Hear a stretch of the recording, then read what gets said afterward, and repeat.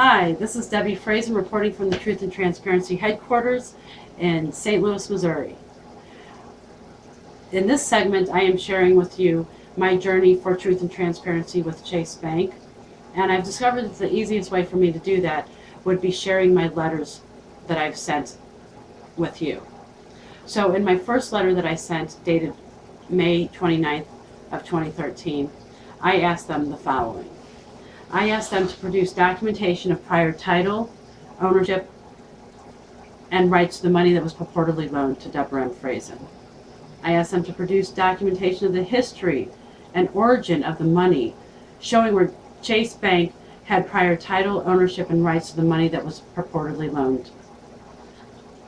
3, I asked them to produce documentation of the actual transaction and transfer of said money.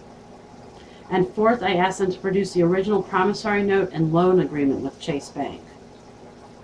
I asked for that to be responded to, the original or notarized copies to be provided within 10 days of receipt of that letter. I did receive response to that letter within 10 days, or at least the date of the letter was dated 10 days. And basically the response to me was sending me all the original loan documentation that I had originally signed with First State Bank. And then they also told me that anything that was not provided was either confidential or proprietary and would not be provided to me.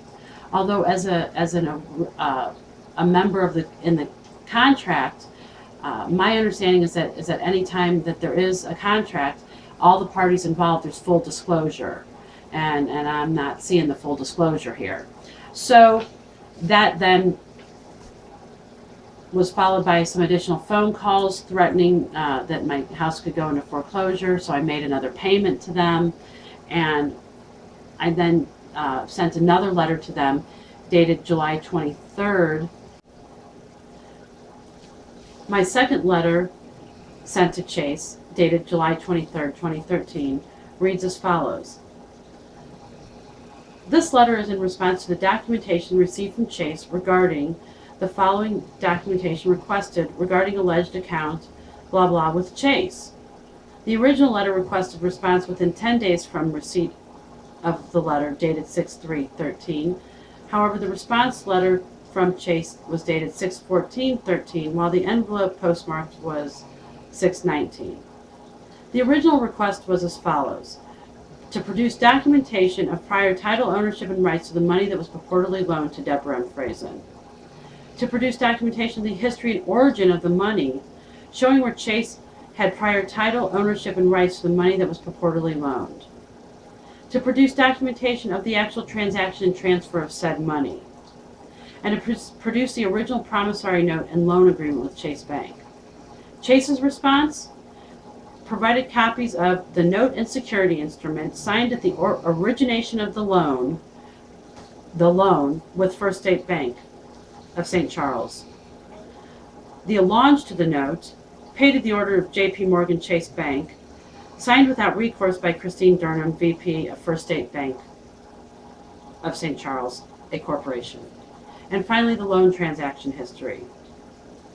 Quote from response letter from Chase states, any information requested that we did not provide is either unavailable or considered confidential.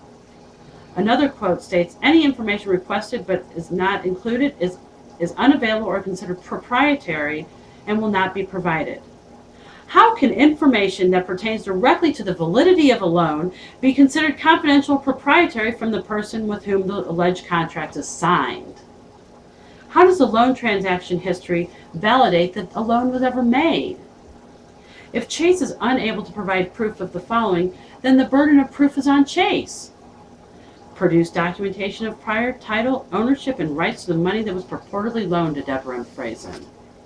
Produce documentation of the history and the origin of the money showing where Chase had prior title, ownership, and rights to the money that was purportedly loaned. To produce documentation of the actual transaction and transfer of said money, and to produce the original promissory note and loan agreement with Chase Bank. Without proof, how can Chase validate that a loan was ever made, let alone between Deborah M. Frazen and Chase, a corporation?